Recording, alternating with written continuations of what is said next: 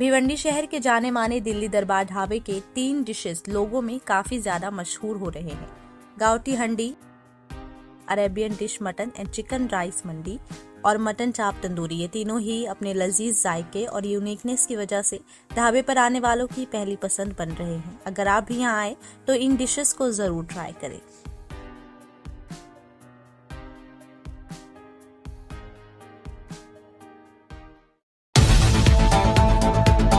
भिवंडी और न्यू पनवेल में एक स्टोर और गोडाउन पर छापा मारकर महाराष्ट्र के फ्लाइंग स्क्वाड द्वारा 2340 किलोग्राम भांग लेस्ड प्रोडक्ट्स जब्त किए गए हैं। खुफिया जानकारी की बिना पर यह कार्रवाई की गई और 6 लोगों को गिरफ्तार करते हुए 28 लाख रुपए का माल जब्त किया गया। भिवंडी के निजामपुर स्थित अंसारी रोड का ये मंजर है, जहां रास्ते पर गंदगी का ढेर मौजूद है। इलाके की खस्ता हालत से नागरिक और राहगीर परेशान हो गए हैं। आखिर महानगर पालिका कब भिवंडी में सफाई के मुद्दे को गंभीरता से लेगी, इस सवाल का जवाब आज हर भिवंडीकर चाहता है। पार्लियामेंट और असेंबली इलेक्शंस के लिए बीजेपी पार्टी ने भिवंडी में अपनी तैयारियां शुरू कर दी हैं। बीजेपी पार्टी द्वारा कल्याण रोड पर एक वॉर रूम का inauguration union minister Kapil Patil के हाथों से किया गया है और सूत्रों के मुताबिक इस वॉर रूम में शहर के हालात पर नजर रखी जाएगी। साथ ही अपोजिशन पार्टीज के प्रोपेगेंडास का भी जवाब दिया जाएगा। यहाँ डिजिटल तरीके से बीजेपी द्वारा इलेक्शन की तैयारियां की जाएंगी और अपोजिशन को टक्कर दी जाएगी।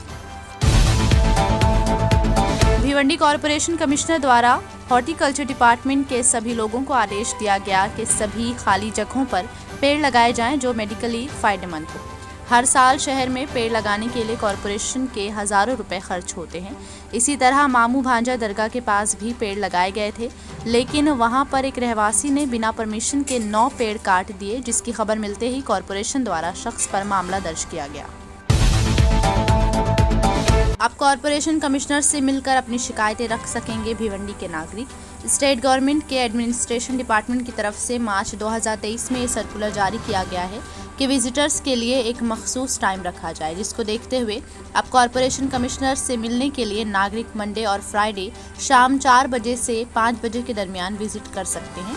लेकिन कमिश्नर से मिलने से पहले उन्हें संबंधित प्रभाग के प्रमुख और संबंधित नियंत्रण अधिकारी से मिलना होगा। साथ ही शिकायत के 2 सेट्स तैयार करने होंगे।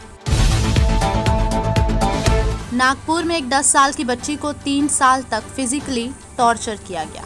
खबरों के मुताबिक 3 साल पहले 10 साल की बच्ची को आरोपियों ने बेंगलोर से ये कहकर खरीदा था कि वो इसे पढ़ाएंगे और फिर यहाँ लाकर उससे घर के काम करवाने लगे। साथ ही बच्ची को गरम तवे, सिगरेट्स और गरम चाकू से टॉर्चर किया जाता था। ये खौफनाक जुर्म 3 साल तक चला और फिर एक दिन आरोपी बच्ची को छोड़कर बेंगलोर चले गए। बच्ची ने पड़ोसियों को आवाज लगाई और सारा मामला रोशनी में आया। थाने में एक 26 साला महिला ने अपनी 1 साल की बेटी के साथ 6th फ्लोर से छलांग लगा दी। बताया गया कि महिला और उसके पति के दरमियान अक्सर विवाद होते रहता था और रक्षाबंधन पर वो अपने घर जाना चाहती थी, लेकिन पति ने उसे जाने नहीं दिया, जिसके बाद महिला ने अपनी बेटी समेत बिल्डिंग से कूदकर जान दे दी। चाविंद्रा रोड स्थित मस्जिद इमाम हुसैन के पास एक बुलेरो टेम्पो बेकाबू होकर घर से टकरा गया।